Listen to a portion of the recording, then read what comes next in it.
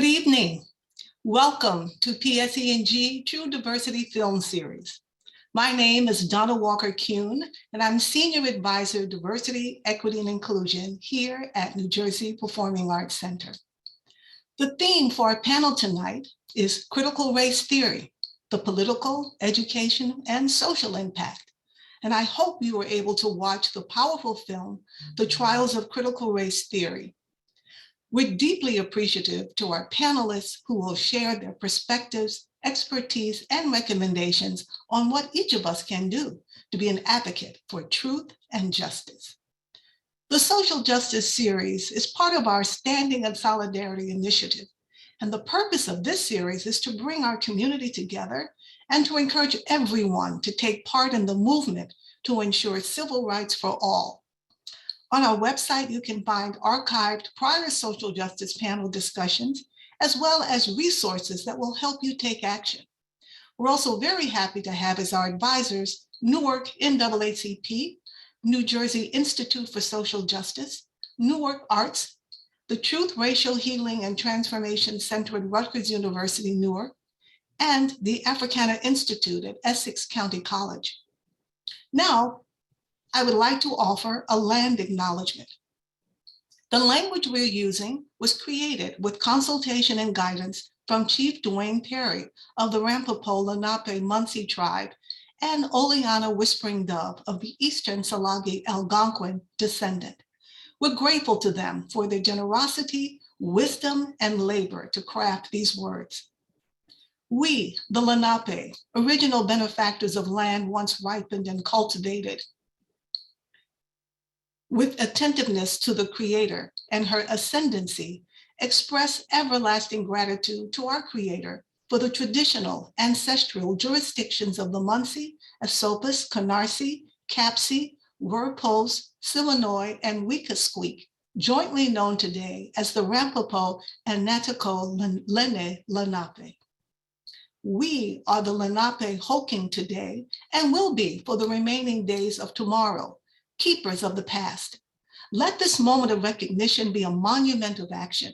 Let it be the beginning of hope for this, our Turtle Island and for the Rampopo Lenape, the Munsee people, of whose land we now trod. Here on this land, in the place of Munsee, we acknowledge our debt to those who've come before us, to those who've been denigrated and suffered for the sake of cultural and land appropriation. Let this, our land acknowledgement, be the beginning of our return to unity. Let us be guardians of the water, the air, the earth, the four-legged, the flyers, the swimmers, the crawlers, the mammal people, and the green. Let us now stand lifting our humanity, enrapturing with Earth's consciousness as guardians of harmony and kindness. So this acknowledgement demonstrates our ongoing commitment as a community, working to dismantle the continued legacies of colonialism, oppression, and systemic racism.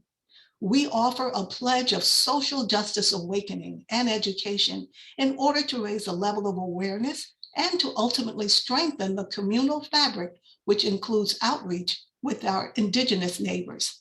In this way, our collective voices can disrupt the patterns of social injustice through reverence of the Native people who share their land and by revitalizing Indigenous history through Indigenous-specific programming. I would now like to introduce our representative from our sponsor, PSEG. We are deeply appreciative to PSEG for their continued support of our True Diversity series. Ivy Fafe is the collections process manager at Public Services Electric and Gas Company, known as PSEG, where she's built a career for the past 16 years. Ivy has held various positions within the company, starting as a customer service representative to transitioning over to the billing and customer service centers. She's cross-trained and been involved with the collection process for several years, expanding her knowledge within several different roles and attaining additional responsibilities. Currently, she leads a team of 5 high-performing analysts. Ivy was born and raised in Cuba, migrating to the US when she was 10 years old and received her degrees from Rutgers University. Ivy, welcome. Thank you, Donna. Can everybody hear me good? Yeah, that looks good. Okay. Just thank you for having me. PSEG, we've been a proud sponsor of the PSEG True Diversity Film Series. PSEG, which has been headquartered in Newark for more than a century, is thrilled to be a longtime supporter of the NJPAC. We've been a part of the community that has backed this anchor cultural institution ever since it first opened 25 years ago. And the True Diversity Film Series represents the best of the relationship. In fact, we have continued to support earlier this year, PSEG Foundation announced a 2-year pledge to NJPAC for Standing in Solidarity program, which includes the True Diversity Film Series. This film series is a reflection of PSEG commitment to diversity, equity, and inclusion, especially here in Newark, where we're more than just another utility and more than just another company. We're proud of our commitment as citizens of Newark and as citizens of New Jersey. A tremendous part of the commitment in our support for organizations such as NJPAC and what the support means to diversity and education for the arts. During this time, so many renowned conversations around race and justice, PSEG has committed millions of dollars and launched multiple initiatives aimed at ensuring that everyone, regardless of race, ethnicity, gender, or religion, is treated equally and equitably in our company, in our community, in our nation. In order to continue to emphasize the importance of providing support in such areas of critical community need, the PSEG Foundation has realigned its giving strategy under 3 new pillars: environmental sustainability, equity and economy empowerment, and social justice. When one of us is impacted in the community, we all feel the impact. That's why it's essential that we all join together to act in building a framework of equity, compassion, and respect throughout many diverse communities. We represent that we will truly benefit us all. On behalf of PSEG, we believe that our longstanding support for diversity in education and the arts helps us contribute to that idea as well. Now it's my honor to welcome you all with such an important event as critical race theory. Thank you for having us. Back to you, Donna. Thank you so much. I now am very pleased to introduce our moderator for this evening's discussion, Dr. Darrell Cooper. Dr. Cooper is one of the nation's leading cultural strategists and is founder and CEO of Cultural Innovation Group, a boutique consulting agency specializing in systems change and collaborative thought leadership. Dr. Durell is also the creator and host of the web series Flow and the podcast Fluency with Dr. Durell. Dr. Durell is an adjunct instructor at the University of North Carolina, Charlotte, New York University, and the City College of New York. And Dr. Durell received both his MA and Doctorate of Education from New York University. Welcome, Dr. Cooper. Thank you. Thank you so much, Donna. It never gets old being introduced by the one and only Donna Walker-Kuhn, author of Invitation to the Party and the soon-to-be released Champions for the Arts. My name is Dr. Darrell Cooper, and I go by he, him pronouns. I am a mocha-complected Black man with locks, a black shirt with white buttons, and my background is a bookshelf with various tan-colored books behind it. I am zooming in today from the unceded territory of the Lenape people. Before we get started in the conversation and I bring in the panelists, I thought we could ground ourselves in this moment, and we'll do that by breathing. So if you feel comfortable with me, if you would please close your eyes and take a deep breath in through your nose on a 3 count. 2, 3, and let it out through the mouth. 2, 3. One more time in through the nose. 2, and let it out. One more time in through the nose. 2, 3, and let it out. 2. Now, if you feel comfortable, you can open your eyes back up. Thank you so much for doing that with me. It is my privilege to be your moderator today. Although I have to warn you in advance, this is a topic that I am far from moderate on. We are virtually gathered here today to discuss the trials of critical race theory. But if this is the trial of critical race theory, then the tribulations of our society are that of racism, capitalism, sexism, and all the other isms that pose a barrier to intersectional justice. It was the late Congresswoman Barbara Jordan who once said, "What the people want is simple. They want an America as good as its promise."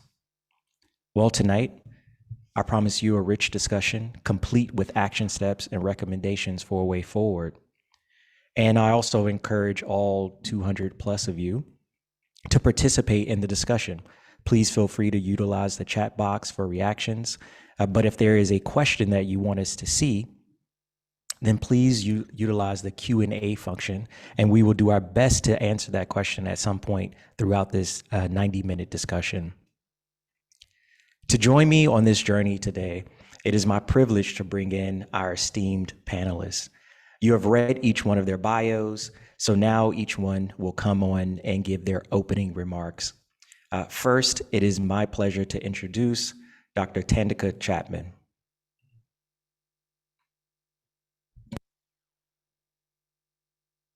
Okay. Good evening, everyone, and thank you for attending. I am Dr. Tonica K Chapman. I'm a university professor at the University of California, San Diego, and my interests and my research are focused on diversity initiatives at the K-12 level, schooling after desegregation, and urban education.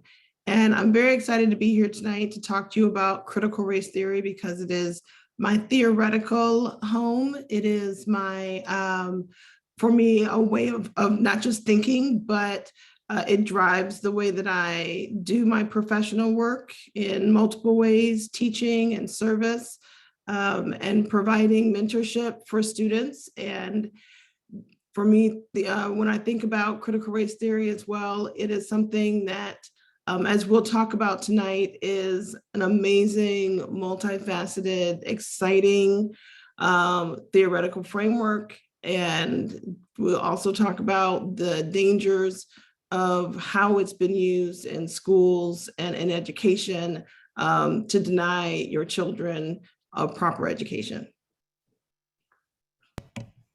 Thank you, Dr. Chapman. We're very happy to have you with us tonight. Next, I would like to bring in Dr. Linda McDonald Carter. Good evening, everyone. This is such an honor to be here with everyone, this esteemed panel. Basically, I don't have the same credentials as everyone, but I'm going to tell you what they are.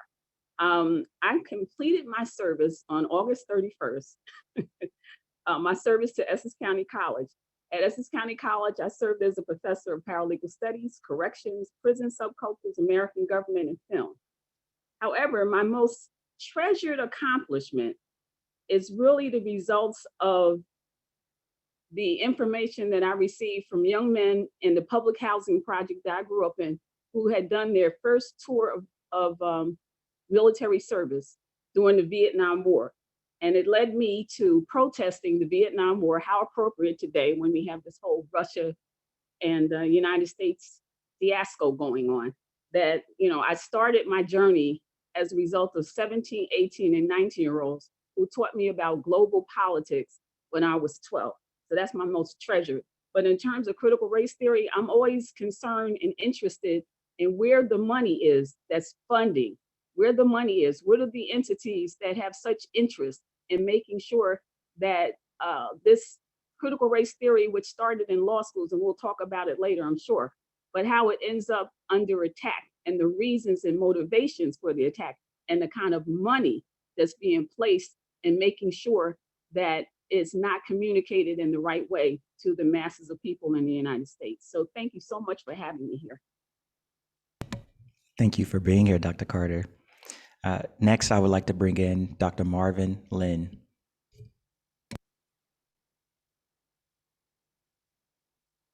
Thank you very much. It really is a pleasure for me to be here.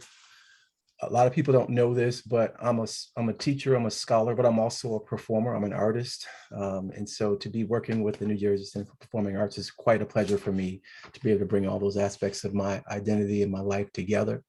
I'm an educator. I started 30 years ago as an elementary school teacher, and I wanted to become a teacher because I wanted to use schools as a tool of liberation to advance particularly Black children. And I modulated, or I moved into educational research in 2001, which is where I've been working as a professor at various universities around the country, working to advance diversity, equity, and inclusion through teacher education programs.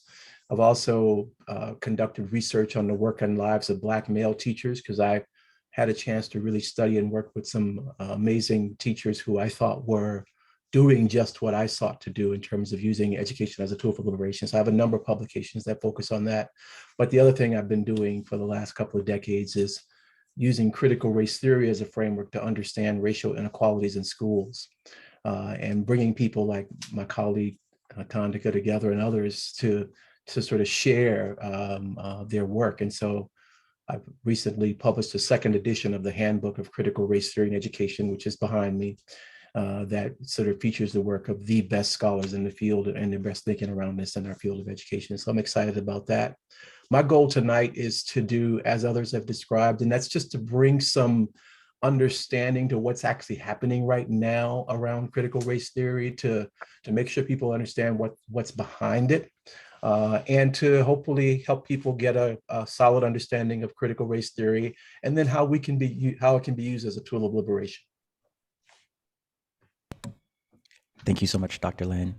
And last, but certainly not least, it is my privilege to introduce you all to Norrinda Hayat. Hi, good evening, everyone. I'm Narendar Hayat, and I teach at Rutgers Law School in Newark. I teach courses in housing, including landlord-tenant, and I direct the Civil Justice Clinic, where we represent tenants in Newark who are facing eviction and fair housing discrimination primarily. But I also happen to teach critical race theory. And so I hope to be here tonight to, add to this conversation that is broader than legal theory, broader than the law school, but to maybe also offer some insights for where critical race theory started in in terms of Derek Bell's work, Kimberly Crenshaw's work, Patricia Williams's work, and really what we call the praxis, which is thinking about the theory as it relates to the practice of law and literally the advancement of rights beyond the civil rights movement, which is a good deal of what early crit scholars were concerned with after the civil rights movement seemed to have stalled and America had not reached the pinnacle of equality that might have been hoped for. This was an intervention to see where the law might go next and what particularly Black scholars, but this is enlarged into an Asian scholar and a Native scholar and a Latinx scholar movement that challenges liberalism and reform. So I hope to be able to add to the conversation. I should have said I spent short of a decade in the Civil Rights Division. So I come to this conversation with that experience too, and an understanding of how slow the government moves, and that this notion of critical race theory was meant to prod us along, to not think that the arc could bend and take however long it wanted to bend, but to move us, accelerate the bending of the arc that Dr. King spoke of and that we hear about all the time, that movement was going so slow that we wanted to accelerate. And so I'm looking forward to this beautiful conversation and sharing the evening with all the other panelists and our moderator. Thank you. Thank you. I would not be a good moderator if I did not tell everyone watching to please get your notebooks and pens ready, because these professors are going to take us all to school tonight. So as we get into this conversation, we want to show a video to get multimodal in this conversation. And again, I encourage all of you all to use the chat and the Q&A function throughout the night.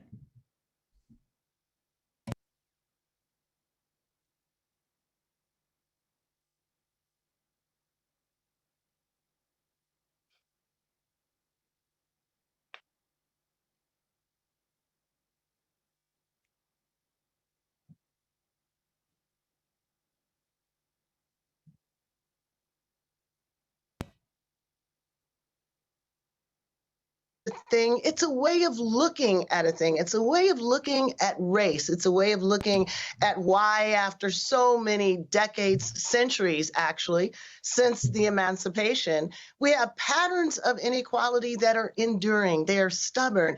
And the point of critical race theory originally was to think and talk about how law contributed to the subordinate status of African Americans, of indigenous people, and of an entire group of people who were coming to our shores from Asia.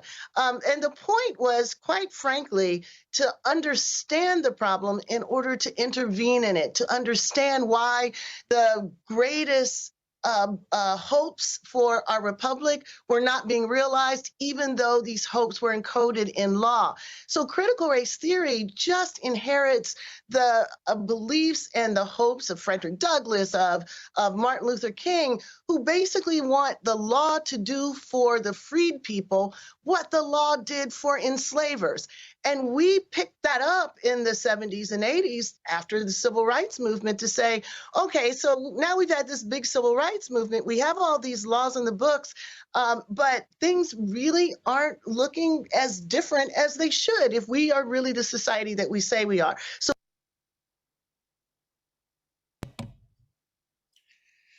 that, of course, is the incredible Kimberly Crenshaw, who is in many ways the architect of the phrase, at least, of critical race theory, as well as the term intersectionality. I would like to open it up to the panelists to get your initial reflections on what Kimberly Crenshaw just shared.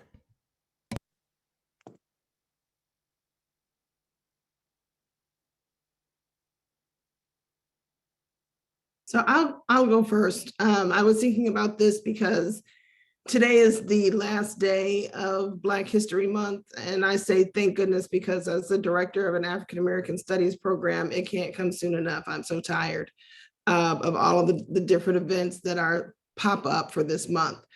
But it occurred to me on Friday when we were singing Lift Every Voice and saying that maybe perhaps a simple way to think about CRT is to look at that song. And I'll ask for our NJPAC people to put that in the chat, to put the actual words of the song in the chat.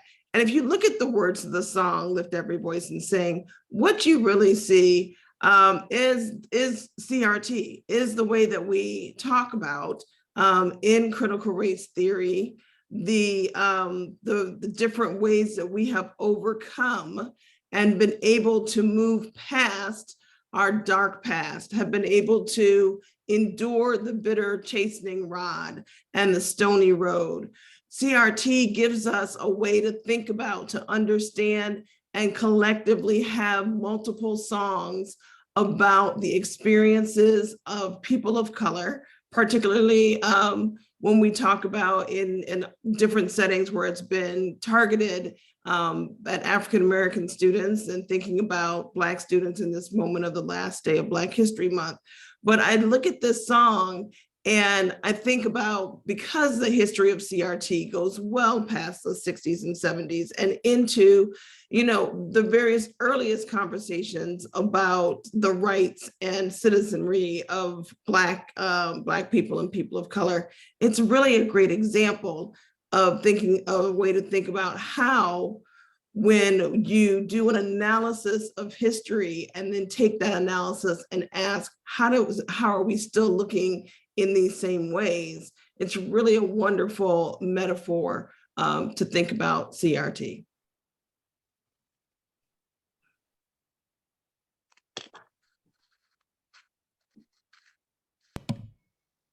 Linda, any quick reactions?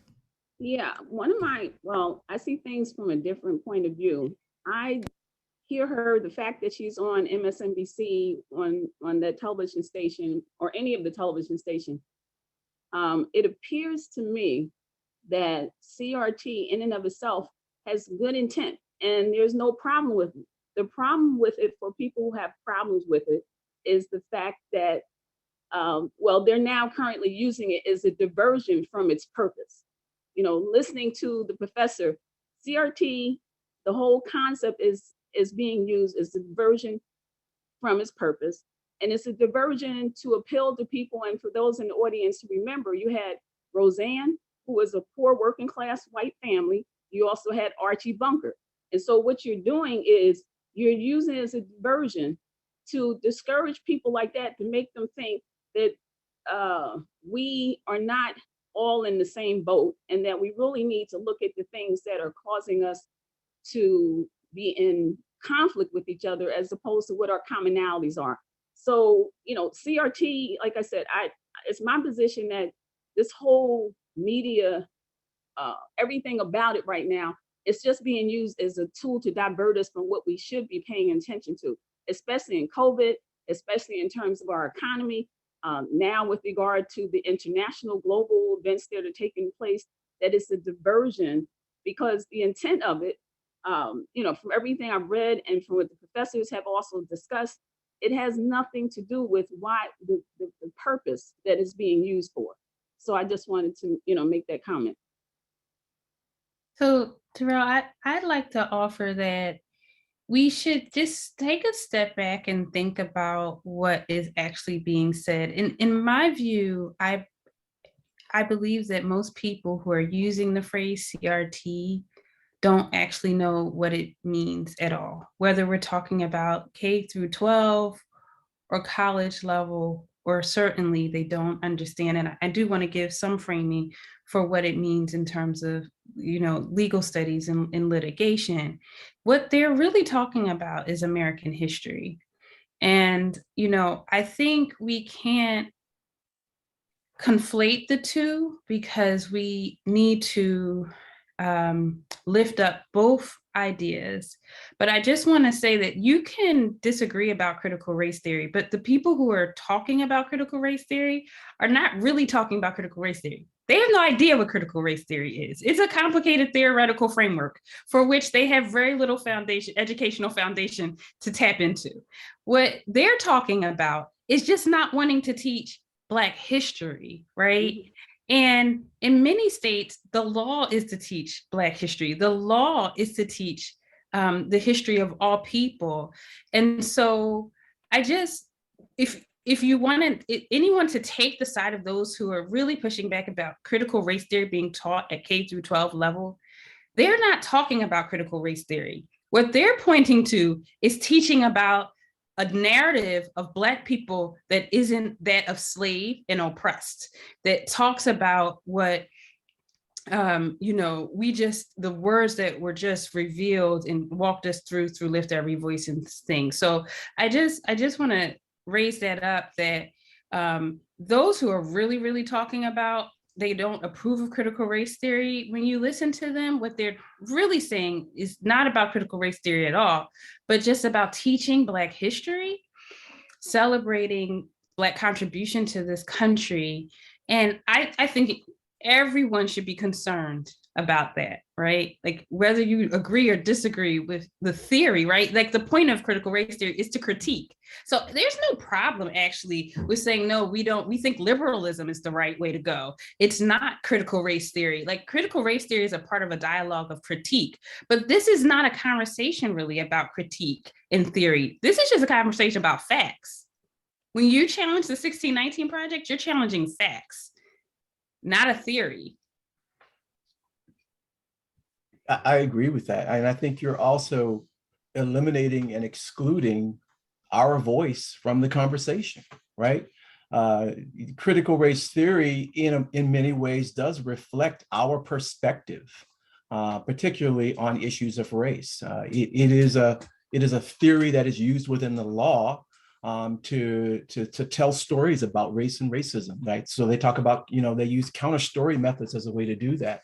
It is also an analytical tool that people use in the law. And we also use it in education as a way to sort of ground and situate our understanding of racism. How is racism impacting us in the various ways in which it can? And as educators in schools and colleges of education, we talk about what happens in classrooms, K-12 classrooms, and what happens in higher education. And we do that through the lens of policy. We do that through lots of different lenses. So it's a theoretical analytical tool, but it's also a method. It's a method for telling those stories, which are our stories, right? Which speak to our experiences as racialized people, Black, Indigenous, Brown folks, right? And critical race theory is by, for, and about BIPOC folks or communities of color, right? And it is about voicing those concerns, particularly around racism. And so to be at odds with critical race theory is to be at odds, in my view, with our perspective on racism, which I think is very important and very real. There's a CBS poll that I saw recently that talks about Americans' views on this. And while Republicans, by and large, disagree with critical race theory, most Americans actually believe it's important to talk about race, right, in schools. Most Americans do not believe that we should be banning books of any kind because they talk about issues of race, right? So there's a vast confusion around what critical race theory is, because the people who are saying that we should ban critical race theory are also saying it's okay to talk about race in school, which is what critical race theory essentially promotes or advances. So I think there's a lot of confusion, and I certainly think we could spend more time really articulating and clarifying what CRT is and what it is not. Not just add, just to go back to Professor Hayat, she's I totally agree with her. This is really, at the end of the day, it's about not teaching Black history, not letting people know what the truth is about this country, right? I mean, the reaction to it, you're right. A lot of people are confused about what it is. People who are against it, even people who may be for it. But at the end of the day, the association for the person on the street is, are they stopping us from learning about what contributions people, primarily Black people, have made to this country, right? I mean, for people on the street, they may not necessarily understand it, but they do know what Black history is. And we are celebrating the 50th year of celebrating Black history this year. So I totally agree with her. It's about, we don't want you to teach Black history. We don't want you to know anything that you guys have done outside of what we've allowed you to do in terms of any contributions to this country, and that fact, history of the world. So I just wanted to, throw that in. No, thank you so much for that, Dr. Carter. Dr. Lynn, I'll come back to you because I think pushing in deeper into this distinction between what is CRT and what CRT isn't will actually kind of help us in the next sort of phase of this when we start looking at some of the pushback against it. Would you mind sort of further expounding on, what it is and then what it isn't? So simply put, and I see critical race theory as a theoretical tool that mostly legal scholars use as a way to understand the nature of race and racism in our America. And it draws on history, the social sciences, anthropology, a variety of fields in which to do that. And so critical race theorists bring documentation and evidence to bear, right? As they make a case for why racism exists in a particular arena. And so these scholars came together in the late 80s and early 90s to articulate the whole set of concerns that were not being addressed in the law and coined the term critical race theory as a way to capture these concerns. So Kimberly Crenshaw was chief among them and coined that term. Derek Bell is what people consider the father of critical race theory. And he had been writing for a couple of decades, on issues of race, using the storytelling method as a tool to do that. If you've ever seen the book "And We Are Not Saved," that was written and published in the 80s.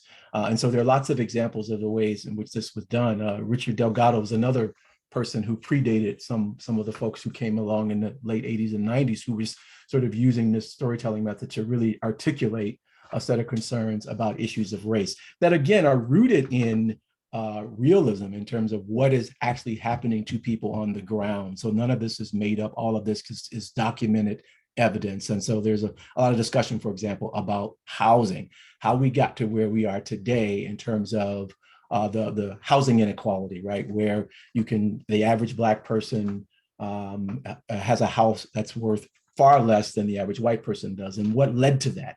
And so there's a set of historical events that we can document and talk about as a basis for that. We can do the same thing in education, we can do the same thing in the law, and we can do the same thing in healthcare. And that's what critical race theorists, in my view, do. And again, in education, we are trying to use evidence of certain practices in the field of education as an indication of the existence of racism and how it is impacting outcomes, particularly outcomes around achievement. Who graduates, who doesn't on time, looking at grades, looking at discipline, expulsion. We talk about the school to prison pipeline as a way, as in terms of how it pushes certain kids of color out of school and into prison, right? Well, what are the sort of dynamics that shape that kind of project? And so those are the kinds of issues that we are concerned about in education when it comes to critical race theory.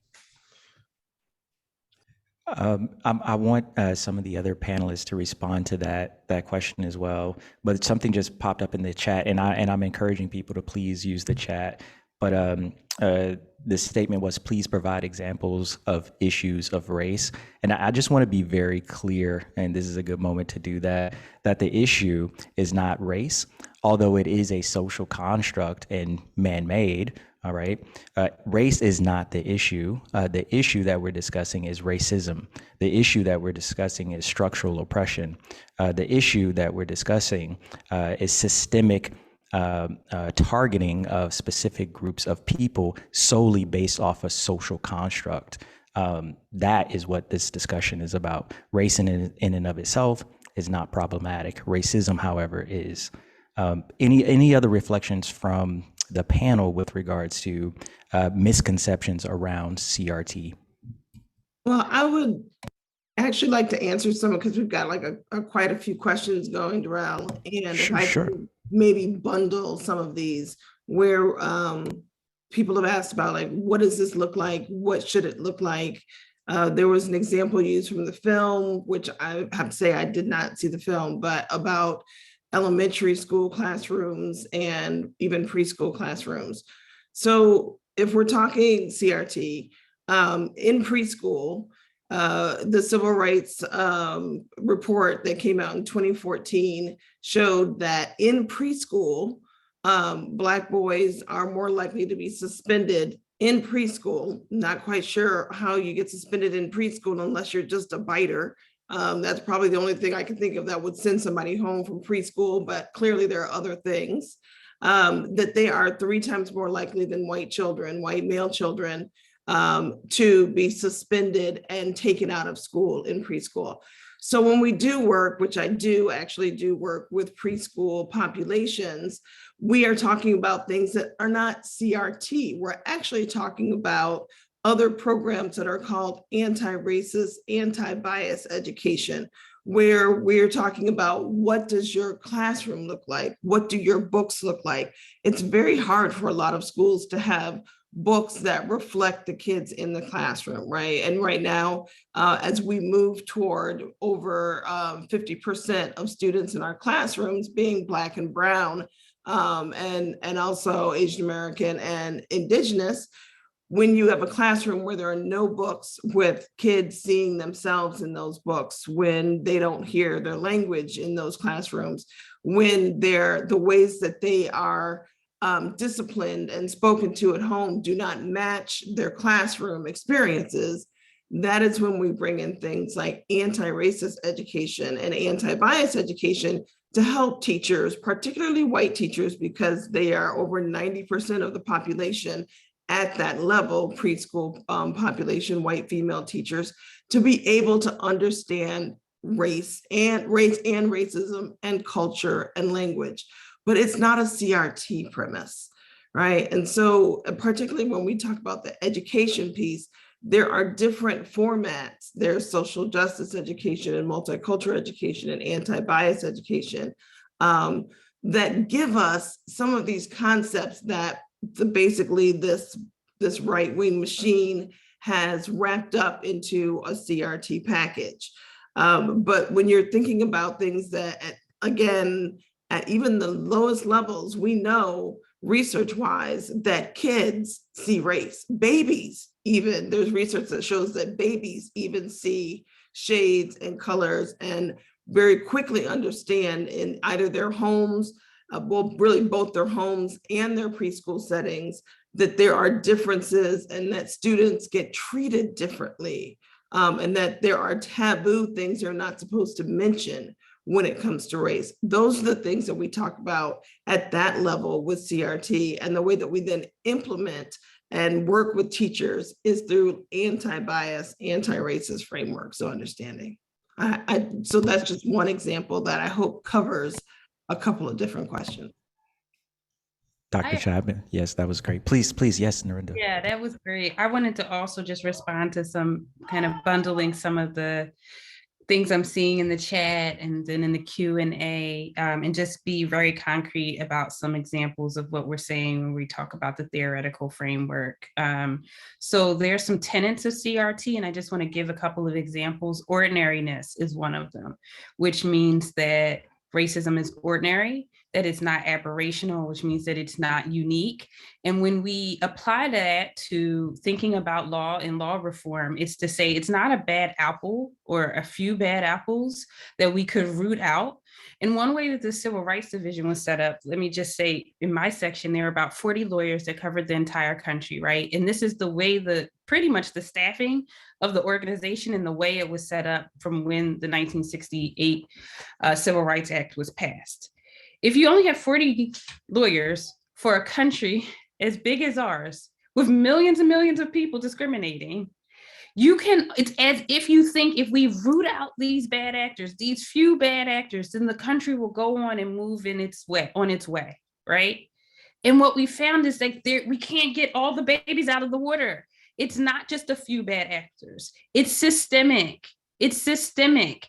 And it's only until you say, whoa, it's not just a few bad apples that we can send a few attorneys around the country and root them out, and then the country will blossom. It's the way the country is built. It's the way our system is built. It's the way our legal system is built that we must look at and then try to rebuild, right? So that's ordinariness. And you have to get rid of, disabuse yourself of the notion that racism is aberrational or it's just a few bad apples. Another thing that we look at is interest convergence, right? And that's been already named by some of the good doctors on this panel. And interest convergence means that it is only using Brown versus Board of Education, which we all laud, or we're raised up in America to laud this as, freedom for all of us came after Brown versus Board of Education. Well, that is really the case that got legal scholars thinking something's amiss here, right? And so they looked back and they said, how is it that we got to Brown?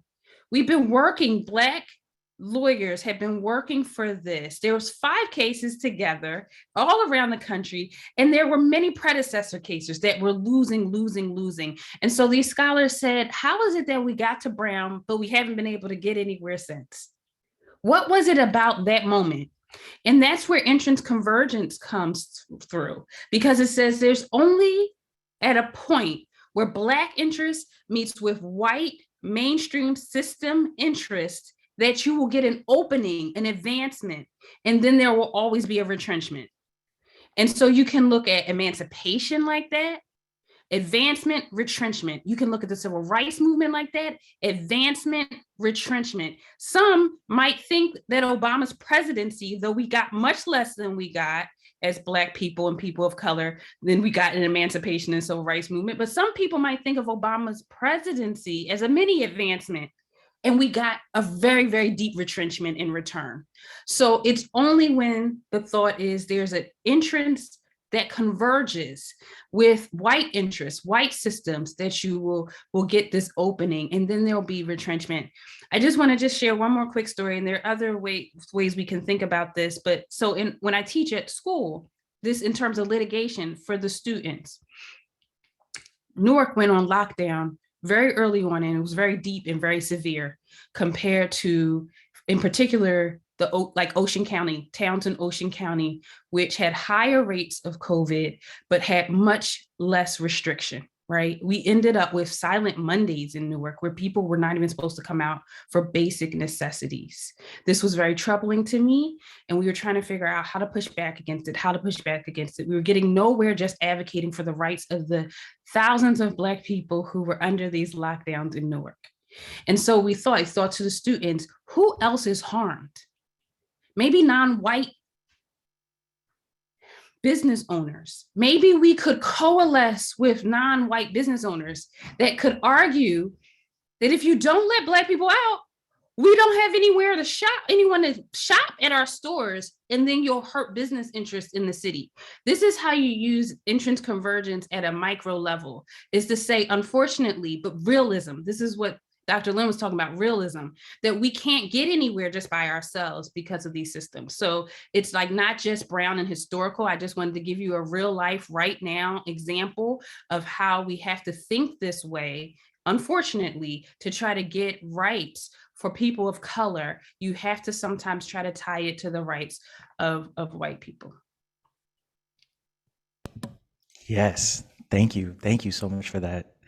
Dr. Carter, I think I saw you. No, I was listening to her because she was right on. It's like she was taking things out of my head. But I so appreciate that. And the other sad part about it is the fact that you have us, many of us, who are perpetuating this attack on CRT knowingly and unknowingly. And what Professor Hayat said is some of that, where we're involved in perpetuating it unknowingly. I just want to go back for a second, because I think you had mentioned earlier about the terminology and how race is an artificial construct. It's all made up, but it serves the purpose of keeping a certain class of people in certain boxes, right? And I think that, for purpose of the audience, it would be helpful, because not everybody knows what these terms mean.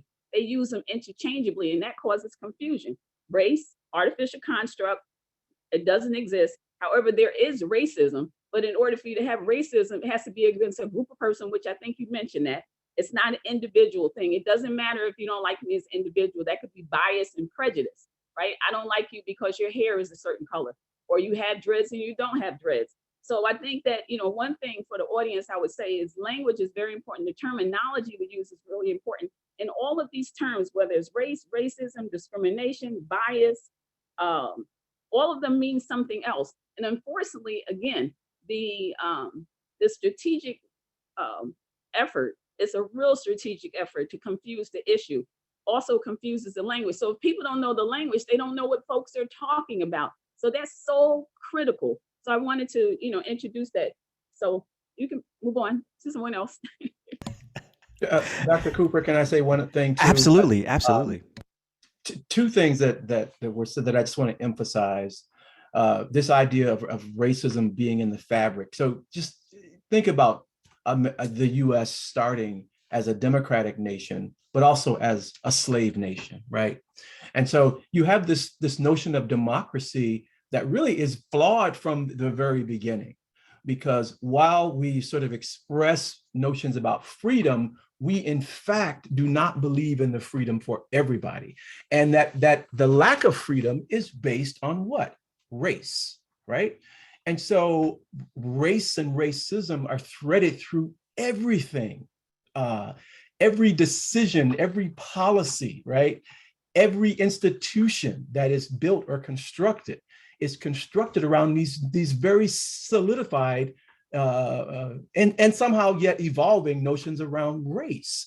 And race in and of itself has meaning, right? So to be Black in America, there's a set of meanings and understandings that people have around what that means, right? I talked on a television show recently about loving my Blackness and embracing my Blackness, right? And as we all do, but sometimes getting tired of being racialized, right? That every time you walk out the door, being Black and being male and of a certain size and all that means that you are a threat. It means that you are dangerous. It means that people must fear you, right? And so all of those meanings are attached to my race as a Black person. And so because race has all of those kind of connotations to it, then there's a kind of sorting mechanism that happens, right? And so people that are then sorted into certain categories economically, socially, politically, and otherwise, based on people's understanding about their race, which I think feeds this broader system that we're talking about. Can I add something right here? One is that when we're talking about freedom, I think we need to be clear on what kind of freedom, because the people are not pumping money for the freedom that I think we're talking about. I think they're pumping money in it because they're talking about economic freedom. They're not talking about the same freedom that we may be talking about, and we need to be clear with that.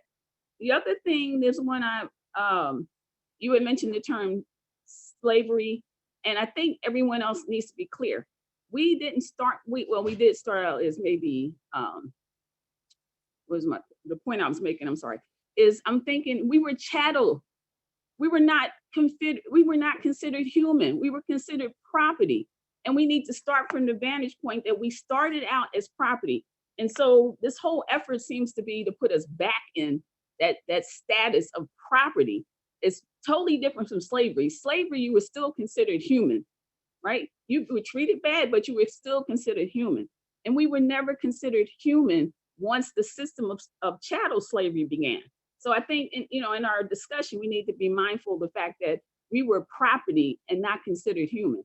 And I think that goes to, that's at the heart of this, that people see it as still property. You just listed some things that suggested that you're acting out like a wild horse. You're acting out. The property is acting out. So, just some things for us to consider. Thank you. Thank you so much for that, Dr. Carter. Something that I had been circling around in my mind in preparation for this panel for the past couple of weeks is, there's the pushback, all this pushback on CRT now, which again is not new. It's cyclical, if anything.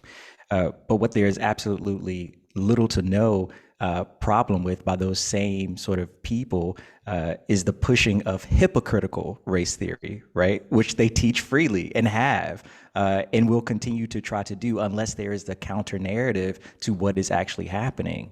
Along with that, we started talking earlier about the impacts that this could have, specifically in the education space. I think there are many educators here, arts educators, teaching artists.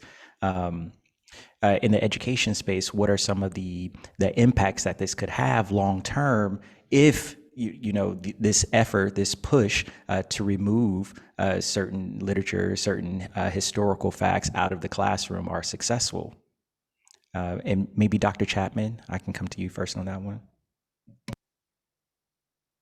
I think, Darrell, what you said about the cycle of this is really important, both for schools and for our larger communities. We are at a point in the United States, and democracy is, right, we're seeing the challenges of maintaining democracy overseas at this point, and it's very important to be in solidarity with those Ukrainians who are fighting for their own freedom. But I also think when we talk about democracy, it's good to be the king, right? When you talk about democracy, majority rules. That is the law of democracy.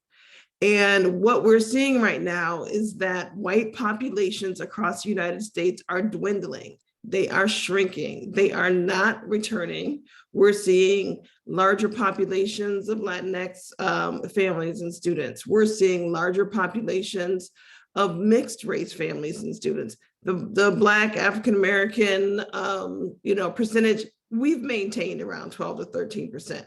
But when you talk about in politics, in ideology, in whose needs are taken care of in a democracy, it is the majority.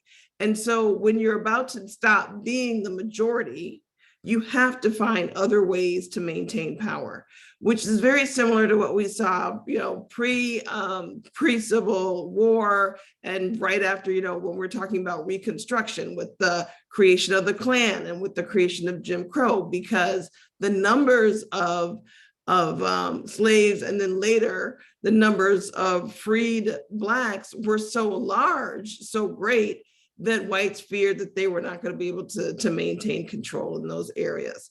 And so we are at that point again, where there are, particularly in the political sphere, those, white politicians who are fearing a takeover. They're fearing a browning of the United States. They're fearing a shift in the way that we think about ourselves, our identities, our culture, our histories. And that is where we're seeing, once again, this push. That is where this anger and this antipathy for CRT really comes through. Oof. Yes. Would anyone else like to add to that question around, the ramifications, specifically as it relates to the field of education? And pretty soon I'll come around for recommendations to each one of the panelists. Yeah, I'll say I've been concerned about this for a long time. I think when you take away a student's opportunity to think critically about anything, what you're doing is you're dumbing down the classroom, right? As you are lessening their ability to be able to think on their feet, to be able to connect broad ideas, to be able to be analytical thinkers, right? And so one of the gifts of critical race theory and other areas like it, feminism, queer studies, whatever it might be, is that it teaches you how to think analytically and how to link historical events to current events, right? As everybody here has been talking about.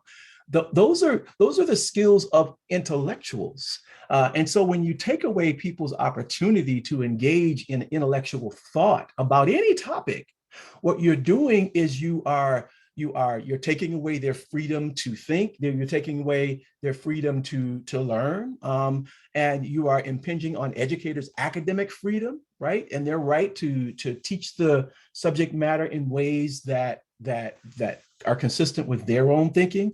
You are also impinging on the freedom of speech rights of students and educators. And so I see it really as a slow but ultimate sort of destruction of democracy. Because schools, as I think as we envision them, are really a tool for advancing democracy. And the only way to be able to advance democracy is to be able to think critically. And thinking critically does sometimes mean you are critiquing something that hasn't worked, right? And you're looking for alternative solutions or other ways. That's what being American is all about. It's about finding a new way to do something, that a better way and a more improved way, right? And so this idea that we can't critique history, that we can't critique racism or sexism or other isms in our society is ludicrous, because that is what we've always done. It has been our path to improvement. And so what we are doing is moving our kids toward a kind of, I don't know, more autocratic space where their job is to just say yes and to go along with whatever is happening in front of them, and to not be critical thinkers really about anything. Because once you take away the opportunity to study critical race theory, it's just the first in a long line of things. Dr. Cooper, I'm not sure if this is the time, let me know, but I really wanted, if at all possible, I can go through somewhat of a list to show you how important this whole issue of education is. A list of corporations and funders, researchers that are actually involved in putting up the money and doing the work to ensure that critical race theory continues to be as confusing as they want, but also going back to the doctor's point, that it goes to the heart of democracy. And if you've had an opportunity to read the Powell Memorandum, which was an attack on the work that was done by Franklin Delano Roosevelt, if you look at that, you'll see a list of things that this fits right into. So if I have a minute, if I can run through some of the list of individuals who are funding this effort.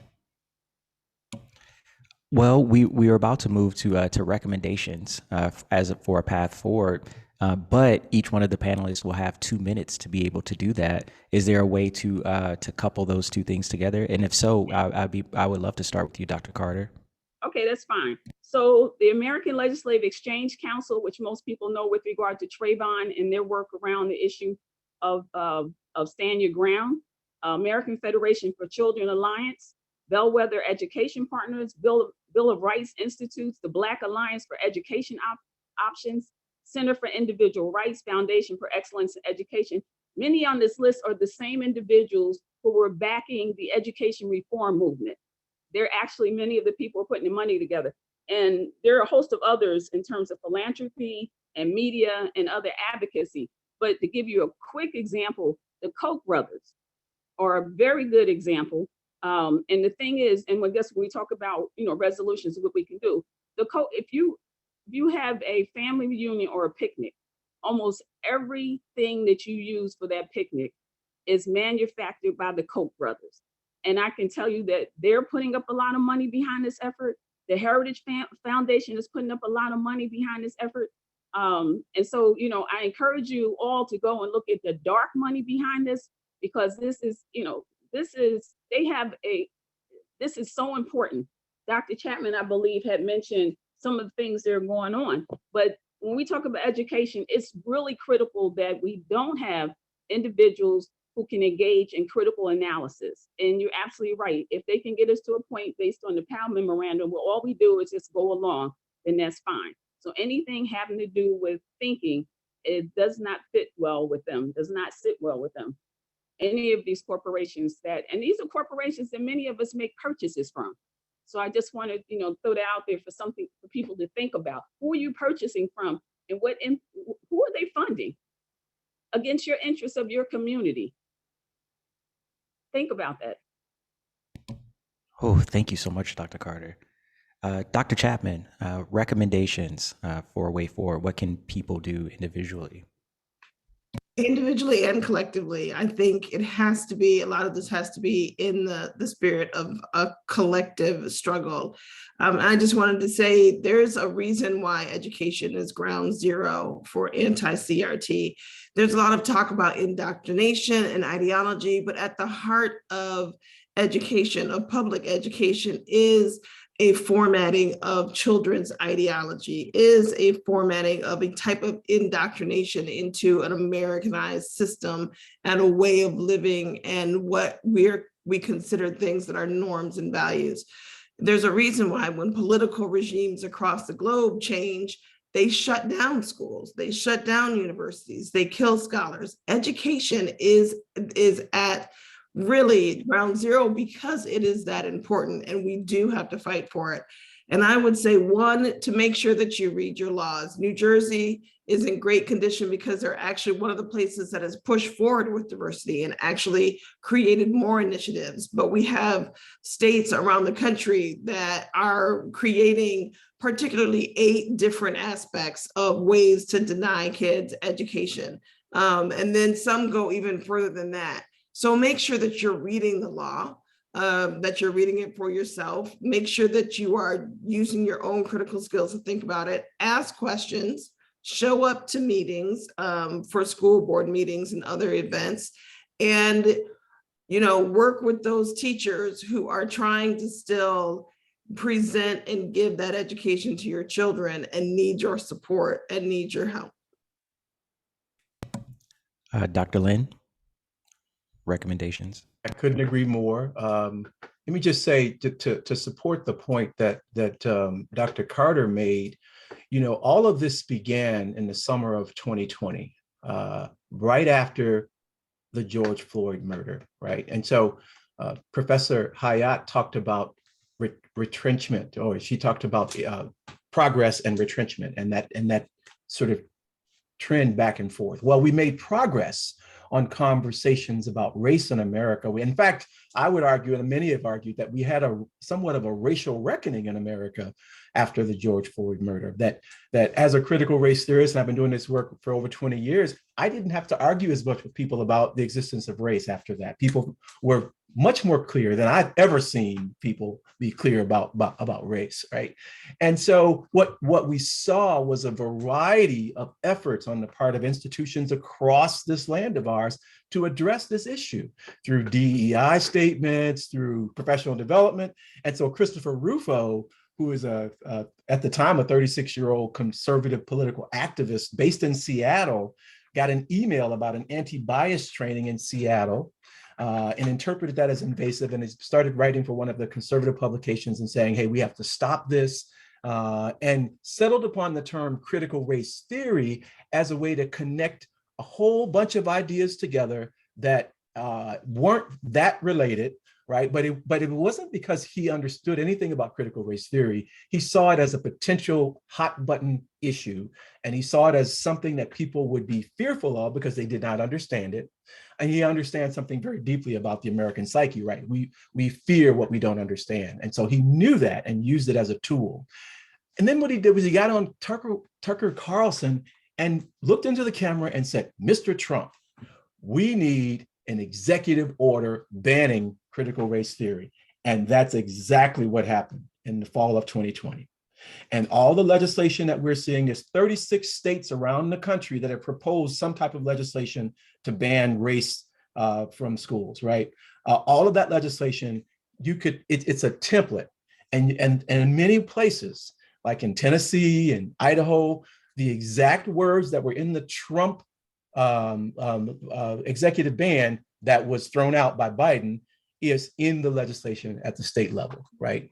And it talks about divisive concepts, and not just racism, but also critiques of sexism are also considered there. And now in Florida, you can't say gay. So all of this stuff is connected, right? And some of it's an effort to limit what happens in K-12, but some of it's also an effort to limit what happens in higher education. In Oklahoma, for example, they're saying you can't teach this in the colleges. And in Oklahoma, you cannot do training around sexual harassment, right? It's outlawed because that is considered critical race theory. So what Christopher Rufo, and with the support of the Koch brothers and others, thank you for mentioning that, and Trump and people like that, has been able to do is rebrand critical race theory to make it something that it's not. And it's being used as a way to close the conversation and to really deaden the minds of our children. So what can we do? Thandeka had it right. We got to engage. We've got to be, I serve on a school board, for example. And for me, that is about having the ability to be able to push back and to make decisions about curriculum and policy for my kids and others that look like mine, right? We've got to engage with our state legislators. Listen, if I were in Mississippi, and many of my family is from Mississippi, and I've been talking with them about, you got to hold your legislators accountable. They are not just accountable to white folks, they are also accountable to us, right? And we need to be prepared to remove them from office or run for office ourselves, right? If they are going to use their power and authority to protect a segment of the population and not be there to support all of us. So we got to engage legislatively, politically, and we've got to be involved, as Dr. Chapman said, with our schools. School boards need level-headed, reasonable people to come in and offer support, because we're getting attacked by the right. Professor Hayat. Yeah, I agree with that about being engaged. I'm active in my district as well. And we tried to just last week mirror the Met's Afrofuturism period room with bringing in an artist in residence to mimic that work with the students in the building, each classroom, trying to mirror that work that was done around Seneca Village and the taking of land from freed Black people to create Central Park and other spaces in the city. So I echo that 100%. I want to say, though, that there's why I'm monitoring the Q&A. Someone says, can you give me evidence that racism is ordinary and not aberrational, right? And so when you look and get those kind of questions, you realize that there's just so much work to be done. It's beyond this. I'm saying, I think that CRT in many respects is niche, right? Like, I could have CRT be banned and continue to do the things I'm going to do and teach the way I'm going to teach. And, it's helpful to some to think about things this way in this framework. And then, as has already been explained, there's so many other, there's an anti-racist, there's social justice, there's like, if you think in terms of freedom of people of color, you think in terms of freedom of people of color. And it doesn't really matter whether people want to take, and this is not about banning books, right? Like I don't believe in banning books. I'm just saying that if you're situated and set up a certain way, I don't think that CRT makes or breaks how I go about thinking about the freedom of Black people, right? So in some ways, I feel like above this whole conversation, even though I'm a litigator and I practice civil rights law. But when you get to a point where people say, how can you prove that there's racism? CRT doesn't even answer that question, right? Like that doesn't even answer that question. And so there's so many things I'm thinking about. This is the kind of real fight that we have, right? It's not CRT. It's like the people still don't believe that you can prove racism. But I want to direct you to Tulsa and know that Tulsa is not an aberration, that when we chart how many in the Red Summer and otherwise Black towns were burned because people were being successful, that's the evidence. I want you to direct you to decades of dispossession, Black land dispossession in the Delta. Decades.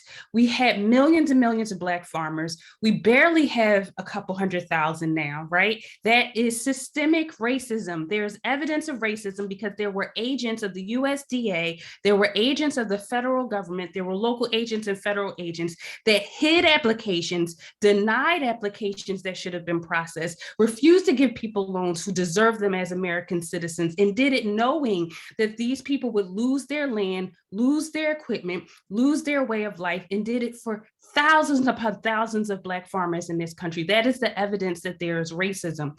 That the work that I was doing, we had to choose and pick and choose. There's so many people that are discriminating against women, against people of color in housing, not renting to them, not wanting to live next to them. When they get there, still trying to run them out of town, 2 towns, Palmdale, in Lancaster, California, where I did a great deal of work. You might remember them for the summer because they said 2 Black men hanged themselves. They said 2 Black men hanged themselves. Mm-hmm. in two places that have been sundown towns since before emancipation. That is the evidence of racism in this country. And CRT doesn't impact any of this per se. This is the history of racism in this country. And so I think that is the larger question here, not whether we talk about, you know, how I want to frame a case for my students in terms of CRT. I don't actually need that to show them that what we've been doing since emancipation has not worked. Absolutely. So I want to go to some questions that are in the chat. The first one is going to come from Hector Perez, and this is directed to Dr. Carter. In order to assist particular urban youth understand their oppression, CRT, etc., they need to understand history. Where exactly do we start? For many urban youth, they attend schools that are poorly funded, understaffed, etc. Therefore, how do we help these students understand our complex system? There's a couple of challenging sort of phraseology, especially when you talk about language in that question, but the heart of it, I think, is important to at least bring in the conversation. Well, Hector just happens to be one of my former students, so, you know, I want to say that. But I think, you know, one is listening to people, especially in terms of engaging. I've been called the civics queen. And I think one of the things people need to realize is that we don't know how to manage government.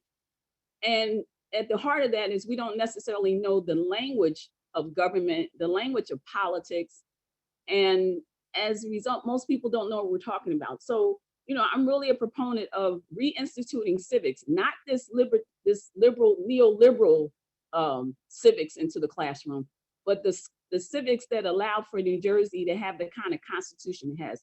New Jersey has one of the best constitutions, if not better than the United States Constitution. And that's because in 1947, the year of our Constitution, before that, in the public schools, everyone needed to have civics. Everyone needs to understand how government is managed and how to work government. That's not what we have now. So as a result, you have some of these outcomes, which are people get elected because maybe they look a certain way, or they have the most money for media, for publications and things of that sort. So I think that one of the things we need to look at is reinstituting civics in the schools so that everyone knows how government is supposed to work for them. That's one of the missing pieces. You can't get involved and engaged at all levels unless you understand what's going on. And that's been a fundamental problem. It's not the only problem that we have, but it's a fundamental problem. It's not, you know, people think that voting is an end all. Voting is not an end all. It's one of the tools that we have for empowerment. One of the ones I came to realize that we can't take for granted anymore is that people don't read anymore. They don't read because they look at social media and they just form opinions based on a sentence or a word or something like that. So, you know, at the foundation of democracy, people need to read and they need to study and they need to research. And, you know, as I tell my students, I don't want to shape the outcome or how they see the world. I want to teach them how to learn. Learning how to learn is most fundamental. And then they can go on and, you know, and obtain this information that they need. But at the heart of it is knowing how to learn. And that's something that is not taught to our students.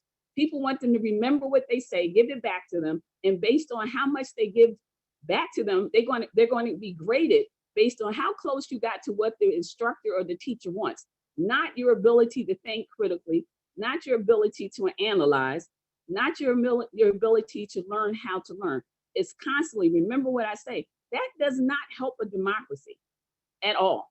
So I know I kind of hit some of the points, but I thought that, you know, those issues should be raised. Civics is important. Teaching our children how to learn is very important. Even chattel slaves knew coming out of the, you know, coming out of slavery, even they knew you never give your children to people who don't respect your culture and your economy and your community. And we've been doing that. We need to go back to recognizing whoever controls your children's minds are going to control your culture, your economy, and your community. So, you know, what Hector was asking, I think that these are the things at the heart of it. One is be careful who we allow to control the information our children get. Two, I think we need to concentrate on how to make government accountable to us. Thank you. Thank you. There's a question. I was debating whether or not to ask this, but I am curious. So the question is coming from Eileen Khan. It's how do we push back against some of the comments from Moms for Liberty members, like the woman in the video that we watched? We have to be careful of who we're giving our money to. You know, as I said, there's a list of individuals who are really, really invested in making sure that there's no Black history, that we're not engaged in any analytical thinking, that none of this stuff exists. One of the major tools we have as citizens is where we spend our money and who we give our money to. So we need to pay attention to who we're giving our money to.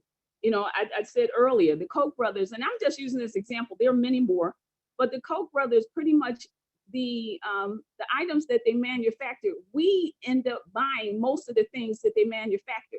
With the ALEX, American Legislative Exchange Council, it comprised of individual companies that we support monetarily. So we need to find out who we're giving our money to. That's a lot of power to be able to say, I'm not going to give my money. And it doesn't have to always be the masses, it could be individuals. You could do individual things that says, I'm not going to give them my money. I'm not. You know, so look at who you're giving your money to. You can do that on your own. You don't need to have anybody else tell you that. All of us make purchases. We're all consumers in some way, whether it's food or electricity. We need to think about who we're giving our money to and do our research. Please do your research and use the public library, because Google is keeping all your information so that they can sell it to other people and you don't get any money from it. Dr. Cooper, on the question of, you know, dealing with the moms, I'm a parent. And so I often come from that perspective, you know, with other parents. And I say, you know, I don't necessarily expect everybody to understand my perspective on America, on race, on these things.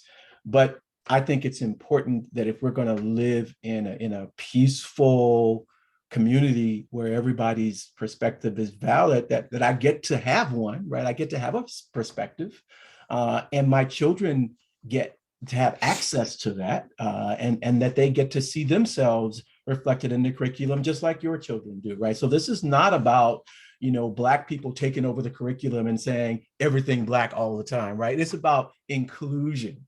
It's about being part of the curriculum and being part of the conversation and being included alongside other folks, Indigenous, Latinx, Asian American Pacific Islander, like everybody wants to have a place. And so, you know, to that mom who feels that it's necessary to exclude everybody else's voices and perspectives to protect their child, you're not doing your child any favors, because this world is going to be diverse whether you like it or not, right? And if you want your child to be ill-equipped to be able to engage cross-culturally, then keep doing what you're doing. But we want people to be able to engage with folks no matter where they're from, what language they speak, right? And so, and the only way to be able to do that is to learn a full history, and to learn that everybody's experiences matter, and have that be part of what we teach in school. Dr. Cooper? Yes. There's a question in chat about whether we're still talking about CRT. And I was just looking at see that. that. And so I just wanted to lift up that, at least with respect to the comment that I just made, you have to accept that there's racism to get to CRT. So I guess I just want to knit that together, and a couple more things, that CRT only applies if you believe that there's racism and you're trying to undo it, right? So if you don't think that there's racism in this country and you can't get to there, this is not even the theory where this isn't even in at least with respect to legal studies, this isn't even the space where you are yet. You're back in some other space. You might not even be at the civil rights movement. This is like post-civil rights movement addressing racism that exists in this country. If you understand that racism exists in this country, if you don't understand that racism exists in this country, then you actually can't apply CRT. key, because the whole point of it is to undo racism at a structural level. And so when we talk about history, like why is the history, revisionist history is another tenet. And it says this is why the movement to take down monuments that suggest that the Civil War was run by the South, right? That's revisionist history that has to be undone so that we can understand, no, the North won, the slaves were freed. We moved to equal rights for all. We're not there yet. To make good on that promise, we need to figure out why we're not there and attack the structures that remain, as Dr. Lynn talked about those structures, right? So I just want to, maybe some people came late and they missed where we are in the conversation about like race, racism, structural oppression, and how this is a tool, both, you know, as it's applied in education K through 12, but also to the legal system to undo that structural oppression. Thank you so much for that, Norrinda. I would like to stick with you on this next question. What you just said kind of reminded me of something that a good colleague of mine, the good Reverend Dr. Ashley Lipscomb, says: when people show up loud and wrong.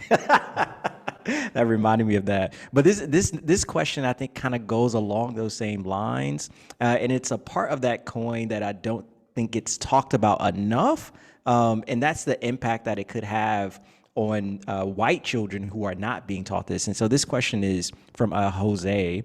What's the role of pedagogy in perpetuating white supremacy in public education universities? Nobody's really talking about how a lot of these schools, the educational industrial complex is actually breeding the next generation of the Ku Klux Klanners or in the Proud Boys, the way it's currently being set up in most places.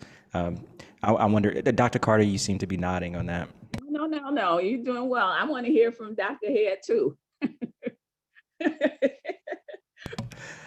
Yeah, would Dr. Chapman, would you like to respond to that, or? Oh, sure. Well, I wanted to first respond to the person who asked about the moms. So with this whole anti-CRT, particularly in education, it's built on a false premise that that we were okay with the curriculum in the first place, right? That it's built on this false premise that people of color don't hold, don't understand and don't see themselves as being treated as second-class citizens in this country already, right? The foundations and the assumptions that go into these bills is that the curriculum, before there was any, diversity or equity included, was okay with everyone.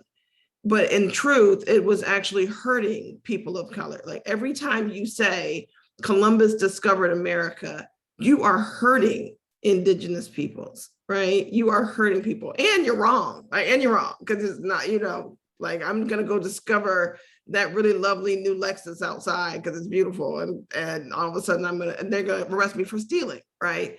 So to say to one of those moms, you have to ask them, why are your children's feelings, why are your children's sensibilities more important than mine? And have her answer that. Why do your children have to be more considered, how they hurt, how they feel, how they respond to the curriculum than mine? And see what she says, because that's really what we're talking about, right? It's not that this curricula was ever perfect before, right? This curricula is built, as you said, Darrell, on a white supremacist foundation, right? That we have actually been chipping away at, because there are people who talk about we've got decades of work in education about the ideology of curriculum, and from a critical standpoint, and then a CRT standpoint. So when we look at the schools and the system, it was the way that it was built, like from the ground up, it was not built for us in particular ways, right? That race was already in those conversations, like what do we do with Negroes in the public school system, right? How do we control the Negro through the public school system? Like that, I don't even have to make that language up. It is in the documentation, in the notes of different conferences and letters back and forth when we were building comprehensive schools. So the question is, why now are your children more important than mine? I like that. Dr. Carter, did you have something to add to that as well? No, she was spot on. Yeah, I love that phraseology. Why are your children more important than mine? So I know there are more questions in the chat, but we are coming to the close of the conversation. We knew this time would come, and I would like to provide at least space for each of the panelists to give 90-second closing statements. We started with opening statements. I would like for each of the panelists to be able to provide at least 90-second closing statements. And Professor Hayat, would you like to go first? Sure, I can go first. I just again want to thank NJPAC and thank you, Dr. Cooper, and to all the panelists for, being in conversation tonight. I would urge people to not think, about labels so much as content, right, and goals. And the question, I think at every level, higher education, where I sit, and then, all the other levels, is where are we trying to get? And is the legal system we have, is the educational system we have, is the housing system we have, is the carceral system that we have, the pathway to where we hope to be in the future? And again, I think all of these theories are for people who are of a certain mindset, right? Who want a world, a country where people are equal and can live free and liberated, no matter their color. And so you have to, think, is what we're doing, do we see us getting there on this path? And if not, all critical race theory is, to me, at its most basic level, is an opportunity to think critically about what could be done differently to get us to that better place. And so it's not so much what it's called as what the operational function of it is, which is just to imagine a brighter future for this country than what we are experiencing right now. I would love to take your class. I need to audit your class. We all do, actually. Dr. Lynn. Yeah, I agree with that. I guess I'm thinking about two things. I want to support what Professor Hayat was saying about a different vision for tomorrow, right? But I also want to go back to the foundation and recognize, and I think that's the thing that people are so afraid of, is that if we go back to our foundation, if we go back to the Constitution, the Declaration of Independence, and think about what would that have looked like if that had been done in an inclusive way, right? And if that really was intended for everybody, what would that look like? Would the language be different? Would there be different concepts in there, right? So I do think that we're going to have to at some point think about our very foundations in a very different way if we're going to think inclusively. And I think that we are going to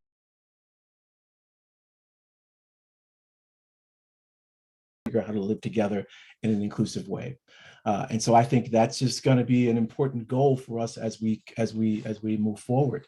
The last thing I want to say to people is, we're smart people.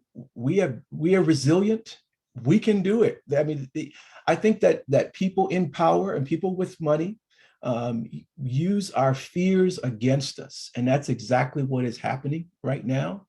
And so I said, don't fall for it. Don't be manipulated, and don't get trapped into reacting out of fear, because that is what leads toward, I think, what can lead toward social destruction. And so I see us having a long future together, but we're going to have to work really hard together as a nation and look back at those foundations and think about whether or not this really is representative of all of our society.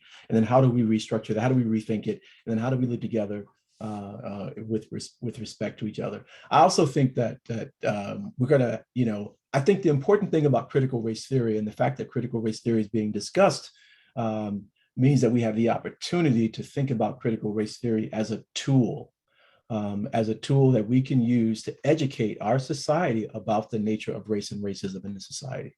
So it's time for that to happen. You've been exposed to it. Let's dig in to protect our future. Thank you for that, Dr. Lynn. Dr. Carter? Well, I'm coming at this from a whole different vantage point. Mine is that this attack on critical race theory is just the top of the iceberg, and we need to be mindful of that. Otherwise, we'll be the misinformed being misinformed. And so we need not just stay in this place. This has become part of the culture wars, and the culture wars have always served as a diversion whenever there's a potential crisis of some sort. So I would say that, I think this has been really helpful in terms of educating people who didn't know, but I also think we need to keep our eyes and ears open, because this is a serious attack and it's only the top of the iceberg. And if we just stick in this space, we're going to get caught off guard. And I'll leave it right there. Oh, that's a lot of place to leave it at. And to take us home, Dr. Chapman. Oh, yes to everything. I think my last comment is really don't fall for the okie doke. Right? It's really that simple. The way that Dr. Carter, Dr. Hayat, Dr. Lynn were talking, don't fall for the okie doke. Critical race theory is a red herring in this. It is a way to keep you occupied, to instill fear, to make you think that something, very perverse is going on in your schools or with your children. And really, it's much more about a fight for the control of the country. It's much more about the fight for the control of how we think about ourselves and our communities, and the change that is inevitable as we grow and evolve as as citizens in these United States. It is a time for us to think about having an offensive positioning, because I'm tired of the defensive stance, and to think about, as we move forward, how do we then start to set and write this narrative in ways that actually work for our children and continue to support their growth, K-12, K-16, K-20, and in their workplaces, and in their homes, and in their schools and neighborhoods. So this whole the evils of CRT, it's a red herring. It's a card show, right? It's 3-card Monty. And so what you're doing is, when it's, when you get kind of bogged down and really, what is it and what do I need to know? As Dr. Hayat said, it's really not that you need to know that. It's really that you need to know that what they're saying and what they're doing is creating a dangerous environment in education and in communities and really disrupting, the very foundational components of the American system.